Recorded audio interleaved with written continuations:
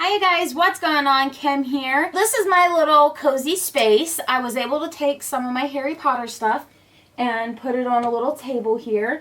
And I'm hoping that when we finally get our play button, that will be able to go on the wall behind me. So then when I tell you guys stories or other things, I have a nice little area to sit. And I do have these little pop guys. Actually, I only have a few. Michael has sent me, I've had them for a little while, but some Harry Potter ones. I have, 1 through 7. So I have these guys. I have a shelf I want to try and put them on, but I haven't gotten to that yet. This is as far as I've gotten. I have my little area, and my Harry Potter guys are about to follow me, so I need to get them on a shelf. Anyways, this is my little area. I hope you guys like it. Hopefully I'll be able to sit here and tell you guys stories and be able to sit here and just talk to you guys a little bit more one-on-one, and have an interesting background. These are my Harry Potter pieces I have gotten mostly from Michael over the years. You know, little bookmarks. This they actually got me, was it last year or the year before? It's Hermione's Time Turner, and I can actually take it out, but I prefer to leave it in the case so it's nice and safe. But this is my little Harry Potter section, and I hope you guys enjoy seeing it in the background of my videos. So today is Thursday, and I hope you guys are having a fantastic week so far. I just want to let you guys know, the video I put out was extremely hard for me. It was tough. A lot of people obviously don't feel comfortable talking about that sort of thing. But I figure if I'm doing this and you're seeing my life, you might as well know that part of it as well. And I appreciate so much all the input and the support and the love that you guys sent me, and all the words of wisdom, and you guys made me feel a lot better, and I really appreciate every single one of you for doing that. On my Twitter, I made a link for a Q&A. If you guys want to go onto my Twitter, that should be connected. If not, I'll put it down below in the description. And you can go on my Twitter. There is a tweet on there where if you don't feel comfortable leaving a video, that's fine. You can put, it's a Q&A. Ask your questions, and once everything is good, I will put it all together and we'll make a Q&A video. If you feel up to it though, I know a few of you have, which is really cool, thank you. Make a short video. I think it'll be interesting mixing it between both written questions and videos from you guys. So thank you, put them on there. Make sure you get what you want on there, and let's keep it appropriate, because let's be honest, if you put something inappropriate, I'm going to block you, because I just don't have time for that. Make sure you go on there, do that, and in the meantime, it is Thursday, which means it is Throwback. Oh, oh, oh, oh, it's story time. It's story time. It's story time. It's story time. It's story time. It's story time. It's story time. It's story time. Go Jason. Go Jason. Go Jason. But I'm not telling a Jason story. I'm not telling a Friday the 13th story. Yet. I have to wait for Halloween. I have to wait for next month. Halloween is coming. I hope you all have been on Twitter getting verified Shannons. All you do is edit your name and put a little pumpkin at the end. Make yourself a verified Shannon. A Shannon is somebody who loves the holidays.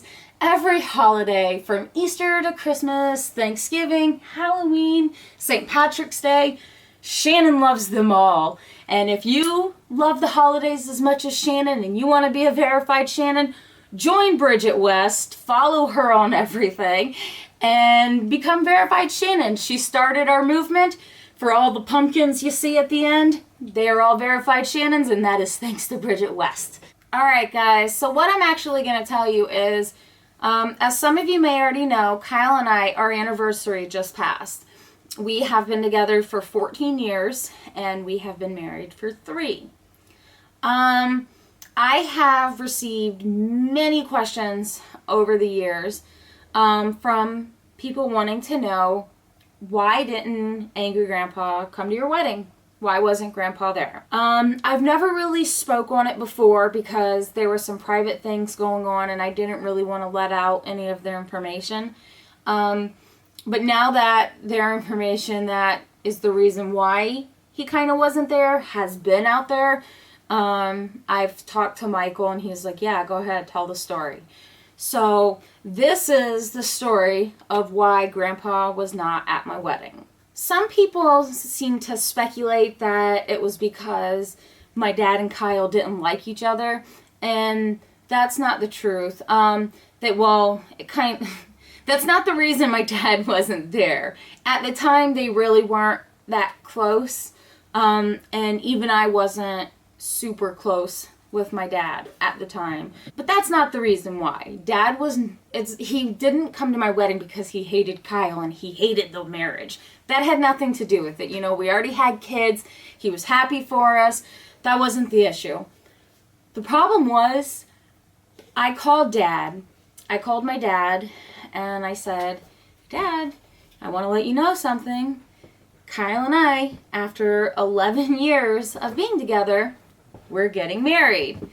And he was extremely happy for us, you know, oh, congratulations. But as he's talking, I could tell something was wrong. And I'm listening to him kind of slur his words. And I just noticed that he wasn't himself. And it's hard because I'm so far away. And unless you're really in somebody's face, looking at them in the eyes, it's kind of hard to tell exactly what's going on. But I mean, he's still my dad and I know him. So listening to his voice, I could just kind of tell something was up. Something wasn't right. So I reached out to Michael and I spoke with him and, you know, I wanted him there. You know, we had a very small private wedding. We didn't really have very many other people there. We didn't invite aunts or uncles, really. I mean, my Aunt Sharon was there, but that's kind of different, you know. She was involved every step of the way through our planning, you know. My mom, nobody was here. I was by myself. So she was like the mother figure who helped me, you know, pick out things, and she helped me with my dress, and she took me to get it fitted. So she was like the mother figure to me. And so she was at the wedding, but we didn't really invite much of other family. We didn't invite cousins, no nothing. We kept it very simple, you know. We invited our parents. So we kept it very short. We didn't invite very many people, but I definitely wanted Michael there. As some of you know, Michael and I are extremely close. That's just how we grew up. You know, while the older two siblings were doing their own thing, Michael and I played together. You know, I took care of him. You know, we were just extremely close like that. So I wanted him there. He ended up playing a little bit of a different role, which is one that I'm extremely grateful for, and I can never thank him enough for. But what happened was, I spoke to him, and he and Bridget were on board. They wanted to be here for me. But they agreed something didn't exactly seem right. They felt that something was going on with some of the people Grandpa had associated in his life at the time. And so I called him, and, you know, I'm very blunt, and I'm straightforward. A lot of the times I don't have time to sugarcoat things, so I don't beat around the bush. You know, if I have a question for you, I will come to you and I will ask you straight out, because I don't want to hear he said, she said. I'd rather have the word directly from the person, and I'd rather you have my word instead of he said, she said. So I called Dad back, and I told him, I was like, look, I want to know how you are. I want to know how your health is. I want to know how your stomach is, because that was a big concern. You know, he has stomach issues, and I myself has stomach issues, so I know what he's going through. So I knew that was going to be a concern for everybody. So I reached out to him, and I started talking with him, and, you know, he was like, oh, I want to be there. I really do. He was like, my stomach, though, I'm afraid. I'm afraid of being on an airplane. I'm afraid of getting in the car and driving for that long and not being able to stop somewhere. I'm just afraid. And still, as he's talking, I'm hearing him, and I know he's afraid. I know he is. But I felt that wasn't all that was going on. I felt something else was off about him. So I asked him, I said, Dad, are you on something? And he told me, you know, he's very honest as well. You know, he's very honest with me. So I asked him flat out, you know, Dad, are you on something? You know, if you are, I'll understand, you know, I know how bad your stomach hurts, but I need to know, is something going on that we should know about? And he told me, he said, yes, I have been taking pain pills to try and ease the pain in my stomach and try and just heal myself, so to speak. He was like, I hurt, I can't go anywhere, I can't go out to eat. And he started explaining all of this, and I felt so bad for him. My heart really broke for him.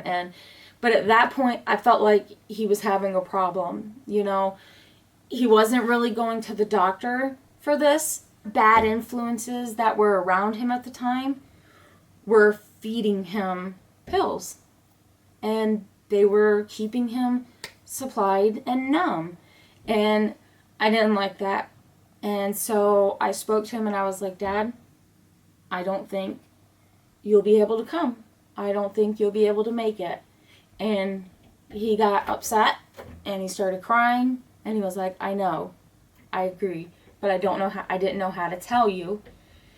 And I was like, well, here's what we're going to do. I know what to tell you. Before I had called him, I had already found a doctor. That's what I do. I find doctors to his problems. You know, when he was having his stomach issues originally, I was looking around for doctors to try and take care of those hernias. That's what I do.